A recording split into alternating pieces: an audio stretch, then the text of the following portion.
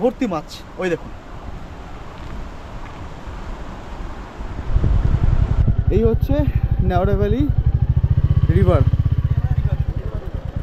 কালিম্পংয়ের সান্তালিখোলায় যখন আপনারা ঘুরতে আসবেন, বর্ষাকাল হোক বা শীতকাল হোক, এই জায়গাটা কিন্তু আসতে একদম ভুলবেন না। জায়গাটি হচ্ছে নেওড়া রিভার এবং তার ব্রিজ। আমি আপনাকে দেখিয়েছি আগে যে সান্তালিখোলা যে হ্যাঙ্গিং ব্রিজ ছিল, সেটা তো অবশ্যই যাবেন, সেখানেও একটি পাহাড়ি নদী রয়েছে। আর এটাও হচ্ছে সেই নেওড়া রিভার এবং তার সেই লোহার যে আয়রন ব্রিজটা রয়েছে। আর আপনাকে দেখিয়ে দিই একবার একটু, গরমকালে এই মুহূর্তে বর্ষায় জল টল নেই, তাতেও যা জলের ফ্লো আছে দেখুন, জলটা কিন্তু পুরো নীল রঙের, তাই না? ক্যামেরায় কতখানি আসছে এবং দেখুন একবার পুরোটা কিন্তু জলের একটা হালকা আওয়াজ শোনা যাচ্ছে, জলের যে ফ্লোটা হচ্ছে, মানে জলটা যে বয়ে যাচ্ছে অসবাক। আর মাছ প্রচুর এখানে, স্পষ্ট হয়ে যাচ্ছে মাছ প্রচুর আছে এখানে। একবার এই দিকটা আসি,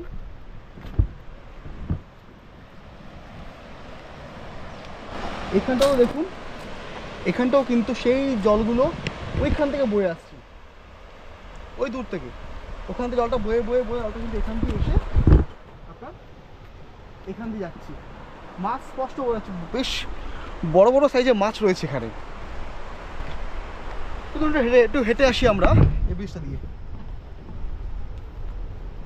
আপনারা যদি রিভারের কাছে যেতে চান, রাস্তা রয়েছে ওইখানে, হচ্ছে আপনার লোহার ব্রিজটা রয়েছে। এখান থেকে এই যে এই রেলিংগুলো আছে, এই পাশে রাস্তা রয়েছে, এখান দিয়ে নামছি আমরা।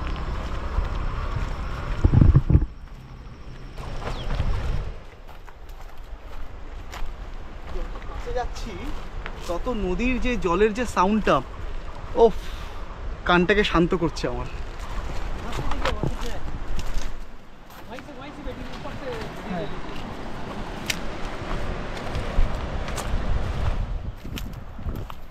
আসুন,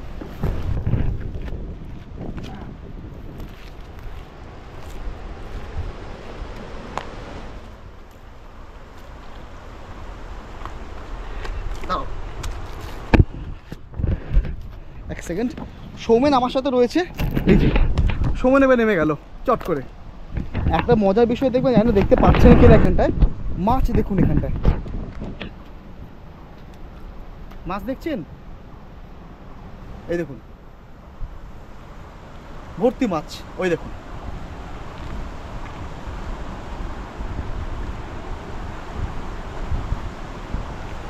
বিশাল বড় বড় সাইজের রুই মাছ তো ভর্তি এখানে। মাছের কি ভাবছেন এখানে আসবেন নাকি? এত সুন্দর প্রকৃতি বর্ষাকালে কিন্তু আপনাকে ঢেলে সাজিয়ে দেবে।